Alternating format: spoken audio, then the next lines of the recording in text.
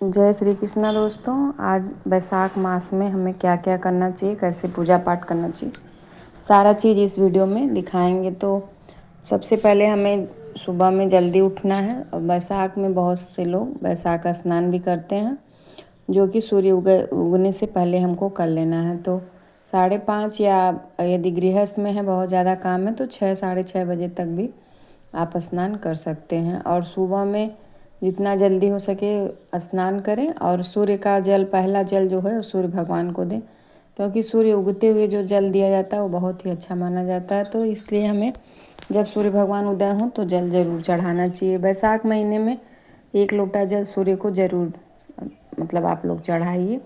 और इसके बाद देखिए फिर मैंने तुलसी पूजन कर लिया है।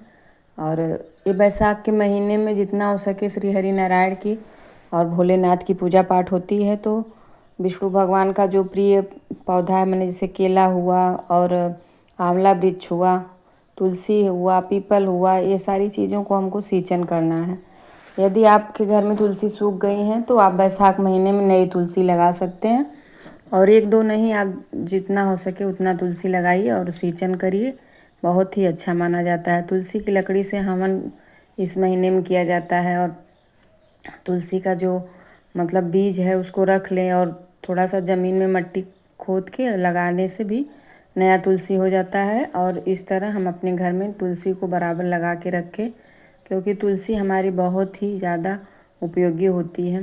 वो स्वास्थ्य के लिए भी होती है और ऐसे जो घर में निगेटिव ऊर्जा, क्लेश, कलह रहता है वो भी शांत करती हैं। तो तुलसी में डेली का 1 लोटा जल बैसाख महीने में, पूरे बैसाख महीने में हमें ज़रूर थोड़ा सा समय निकाल के चढ़ाना चाहिए। इसके बाद लड्डू गोपाल का स्नान ठंडे पानी से होगा बैसाख महीने में। उनको जितना हो सके उतना मतलब दही से, ठंडी चीज़ों से उनको स्नान कराएं, माखन मिश्री का भोग लगाएं। और यदि मिल जाए तो अष्टगंध का भी स्नान उनको, या चंदन तुलसी में अष्टगंध मिला के उनको लगा के स्नान कराएं बैसाख महीने में। श्री हरि नारायण की विशेष पूजा मतलब की जाती है। विष्णु भगवान को जनेऊ चढ़ाएं और नियम लें कि मतलब सुबह इतना बजे तक सूर्य उगने के पहले हमको स्नान कर लेना है। और उस दिन हमको मतलब सारे दिन, जैसे बहुत से लोग बैसाख महीने में एकादशी व्रत, पूर्णिमा व्रत या बृहस्पतिवार, ये सारे व्रत बहुत से लोग उठाते हैं, करते भी हैं। और बैसाख का महीना जो है ये बहुत ही शुभ माना जाता है। यहाँ पे मैंने देखिए लड्डू गोपाल को स्नान करा लिया, इसके बाद उनको वस्त्र धारण करा लिया है। तुलसी पत्र और तुलसी मंजरी की माला यदि बना के आप पहनाएं तो बहुत ही अच्छा है, क्योंकि श्री हरि नारायण को तुलसी और तुलसी मंजरी बहुत ही प्रिय है। तुलसी की लकड़ी यदि सूख गई हो तो उसको जला के आरती करिए।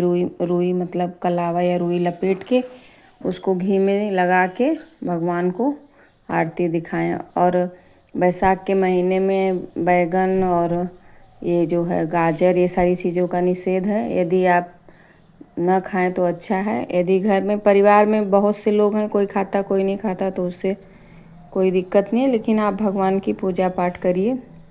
और बैसाख के महीने में जो है थोड़ा सा मतलब भगवान को ठंडी चीज़ों का भोग लगाओ, जैसे दोपहर में दही का, छाछ का और ये अंगूर का भोग इस समय अच्छा होता है, खरबूजे का, तरबूजे का। ये सीज़न जो है तो मतलब ठंडी ख़त्म हो जाती है और गर्मी प्रारंभ हो जाती है, तो हमको उस हिसाब से भगवान को छाछ का भोग ज़रूर लगाइए भगवान को, क्योंकि दही और छाछ, मक्खन, ये सारी चीज़ें लड्डू गोपाल को बहुत ही प्रिय है। तो यदि हो सके तो मतलब शाम के टाइम भी तुलसी में, केले में और पीपल वृक्ष में बैसाख महीने में जो नियम लेता है वो सब जगह दीपक जलाता है, पूजा पाठ करता है, आंवले की परिक्रमा करता है, जल देता है, ये सारी चीज़ें करता है। यहाँ पे मैंने देखिए अपने ठाकुर जी का थोड़ा सा श्रृंगार कर दिया है। और बैसाख के महीने में हमें विष्णु सहस्त्र नाम का पाठ करना चाहिए, गजेंद्र मोक्ष का पाठ करना चाहिए, विष्णु नारायण कवच यदि हो तो उसका पाठ करना चाहिए। भागवत यदि ज़्यादा नहीं पढ़ पा रहे हैं तो भागवत का 1 अध्याय मतलब 1 पेज या 1 अध्याय यदि कर पाएँ तो बहुत ही अच्छा है। तो हमको नियम से विष्णु भगवान का पूजा पाठ करना चाहिए। और ओम नमो भगवते वासुदेवाय का जाप अपने मन में जपते रहिए और भगवान का पूजा पाठ करते रहिए। तो यहाँ पे देखिए मैंने घर में, बैसाख का पहला दिन है और मैंने घर में पूजा अपना संपन्न कर लिया है। और इसके बाद भगवान को जो भी आपके पास है भोग लगाइए और आरती करिए। भगवान का विष्णु सहस्त्र नाम यदि पढ़ पाएँ तो डेली पढ़ें और भगवान के नामों का उच्चारण बराबर अपने मुख से काम करते रहिए और भगवान का नाम लेते रहिए। यहाँ पे मैंने देखिए आरती कर ली है और जो भी मतलब ठंडी चीज़ है उसका भोग लगा दी हूँ। जैसे अंगूर है, केला है, जो भी फल मिले सीजन का भगवान को चढ़ाइए। केला तो उनको अत्यधिक प्रिय है। आपका जो मतलब यदि मिल जाए तो ठीक है, नहीं मिलता है तो कोई बात नहीं। आप घर से बनाए हुए दूध का भोग, दही का भोग, मिश्री का भोग, मक्खन का भोग, ये सारा चीज़ अपने हाथों से बना के भगवान को भोग लगाइए। विष्णु भगवान के साथ साथ हमको जैसे भोलेनाथ की भी पूजा करनी चाहिए। यहाँ पूजा संपन्न हो गई है तो मैंने 3 बार जल जो है अपने माथे में लगा लिया है। और विष्णु भगवान की पूजा नियमित करने के बाद जैसे एकादशी, पूर्णिमा, ये सारी चीज़ों पे खास पूजा हमको भगवान का, पंचामृत से स्नान हुआ, ये सारी चीज़ें हमको करना चाहिए। और बैसाख के महीने में भगवान भोलेनाथ की भी पूजा करनी चाहिए। कहा जाता है कि मिट्टी का जो बर्तन आता है और उसमें थोड़ा जल रख के रात में रख दे या सुबह में जब उठें तो रख दे 3-4 बजे। फिर उसको जब आप मंदिर जाएं तो भगवान का उससे स्नान कराइए। ठंडा ठंडा चीज़ों से भगवान भोलेनाथ का मतलब जल का जितना हो सके धारा उनको देना है और जल भी उनको चढ़ाना है। तो यहाँ पे मैंने भोलेनाथ की पूजा कर ली है और मंदिर में माता लक्ष्मी हैं तो उनकी भी पूजा कर ली है। भोलेनाथ की पूजा में जैसे पंचामृत हुआ, अष्टगंध हुआ, ये सारी चीज़ों का हमें विशेष ध्यान देना है और उनको दूबा ज़रूर चढ़ाइए। और यदि बहुत ज़्यादा कष्ट है तो धतूरा चढ़ाइए भगवान को, कनेर का पुष्प और एक बेलपत्र और दूब और धतूरा, ये तीनों चीज़ भगवान को मतलब डेली यदि बैसाख के महीने में चढ़ाएं तो बहुत अच्छा है।